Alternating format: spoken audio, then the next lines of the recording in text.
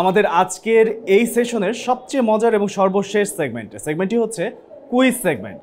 এই সেগমেন্টে আমরা সর্বমোট 4টি কুইজ বলবো। 4টি কুইজের প্রশ্ন শোনার পরে যে সবার আগে হাত তুলবে আমরা তার কাছে যাব, আর প্রশ্ন শোনার মাঝামাঝি যারা হাত তুলবে আমরা তার কাছে যাব না। Okay, are you guys ready?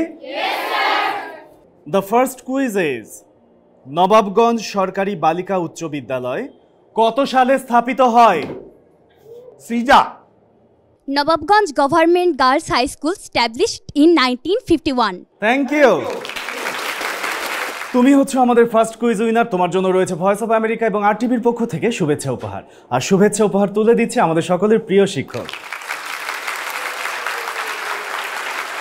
Now our second quiz is what is the American spelling of humor?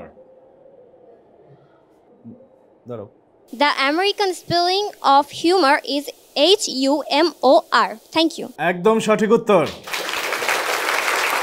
তুমি হচ্ছে আমাদের সেকেন্ড কুইজ উইনার। তোমার জন্য রয়েছে ভয়েস অফ আমেরিকা এবং RTVর পক্ষ থেকে শুভেচ্ছা উপহার আর তুলে দিচ্ছে আমাদের সকলের প্রিয় শিক্ষক। It's time for our third quiz and the quiz is what is the American vocabulary of mad? ও সবার আগে না?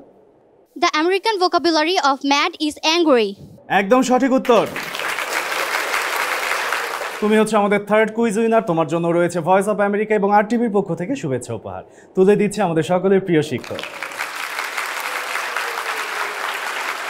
আমাদের চতুর্থ এবং সর্বশেষ কুইজ হচ্ছে ইংলিশ ফর ইউ অনুষ্ঠানটি কোন চ্যানেলে, কি বারে, কখন প্রচারিত হয়?